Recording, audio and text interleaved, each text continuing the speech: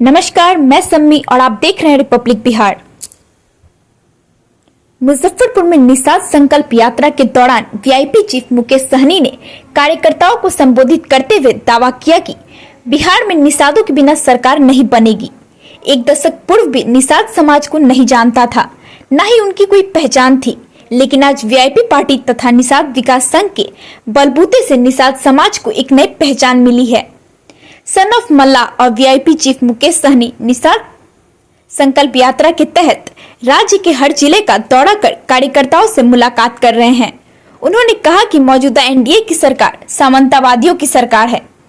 VIP chief Mukesh Sahni ने कहा कि आज एक भी निषाद का बेटा ऊंचे ओहदे तक नहीं पहुंच पा रहा है। इसका कारण है आरक्षण नहीं मिलना। अगर आरक्षण मिलता तो बहुत अच्छे पद पर हमारे भी बच्चे होते। श्री सहनी ने दावा किया कि बिहार में जाति जनगणना के अनुसार निषाद दूसरी सबसे बड़ी जाति है। अब सरकार बनने की बारी है। जनता का वोट जिसके पास है अब वही राजा बनेगा। बाबा साहेब ने हमें वो ताकत दी है कि हम अपने बलबूते से सरकार बना भी सकते हैं और गिरा भी सकते हैं। अपने हक के लिए एकजुट होकर लड़ेंगे। आगे उन्होंने कहा कि अगर निषाद जाति के लोग अपने परिवार और बच्चों का विकास चाहते हैं तो अच्छी शिक्षा दे। एक रोटी कम खाइए, लेकिन बच्चे की पढ़ाई को लेकर लापरवाही मत करिए। आगामी विधानसभा चुनाव में एकजुट होकर बिहार में अपनी सरकार बनाकर और आने वाली पीढ़ी के भविष्य को सुरक्षित करना है। आगे वीडियो में देखें।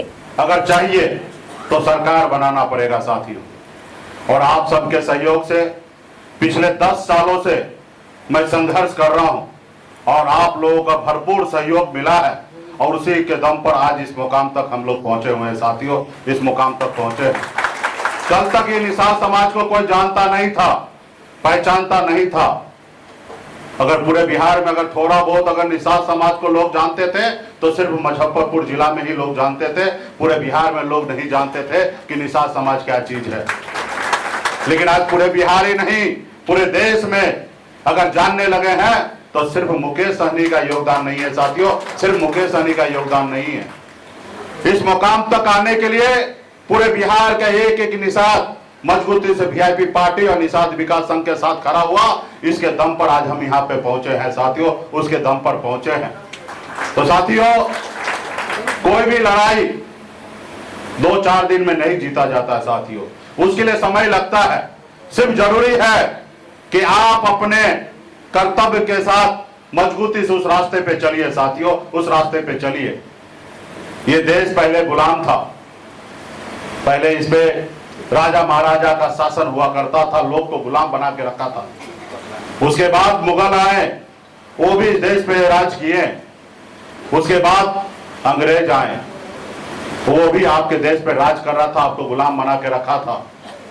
और आपके पूर्वज, हमारे पूर्वज ने 250 साल तक लड़ाई लड़े, तब जाके हमें आजादी मिला साथियों, तब जाके आजादी हमें मिला।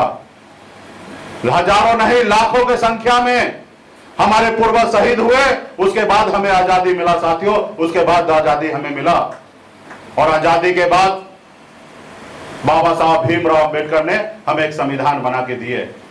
उन्होंने देखा कि पहले किस तरीके से गरीब पिछड़ा दलित को पशु समान समझते हैं, उनको गुलाम बना के रखते हैं। तो बाबा साहब ने कहा कि नहीं, ये लोकतंत्र में, इस देश में लोकतंत्र होना चाहिए। कोई किसी के ऊपर मालिक नहीं होगा, जनता जिनको चुनेंगे वही लोग देश को चलाएंगे। राजा का बेटा राजा नहीं बनेगा। अब राजा वो बनेगा जिसके पास वोट होगा, वो व्यक्ति इस राज्य का मुख्यमंत्री हो या देश का प्रधानमंत्री बनेंगे। तो साथियों, हमें संविधान में ताकत मिला वोट गिराने का, और आप अपने वोट के दम पर बड़े से बड़े ओहदे पे जा सकते हैं।